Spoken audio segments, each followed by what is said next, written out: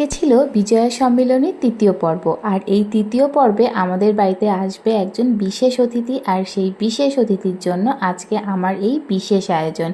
আজ বানাবো চটপটি, আর এই চটপটিটা একদমই চটজলদি একটা রেসিপি। এর জন্য কোনো ঝামেলা নেই, শুধু প্রেসার কুকারে একটু মটরটাকে সিদ্ধ করে নিলে আর একটু কাটাকুটি করে নিলে তারপর শুধু মেশানোর পালা, আর কোনো ঝামেলা নেই। প্রথমে অতিথিকে আপ্যায়ন করলাম মিষ্টি মুখ আর চায়ের সঙ্গে, তারপরে ছিল আমার এই ঝালমুখের ব্যবস্থা। সবার বাড়ির মতো আমাদের বাড়িতেও শুরু হয়েছিল এই প্রণাম পর্বের পালা বিজয়া দশমীর দিন থেকে। তারপরে দু একদিন বাদে বাদে এক একজনের বাড়ি যাওয়া, তাদের আমাদের বাড়িতে আসা, এগুলো চলতে চলতে সেই প্রণাম পর্বের পালা এখন প্রায় শেষ। বিজয়া উপলক্ষে শ্বশুরবাড়ির সমস্ত দায়িত্ব কর্তব্য আমি করেছি, এখন বাকি আছে আমার বাবার বাড়ির প্রতি কিছু করার।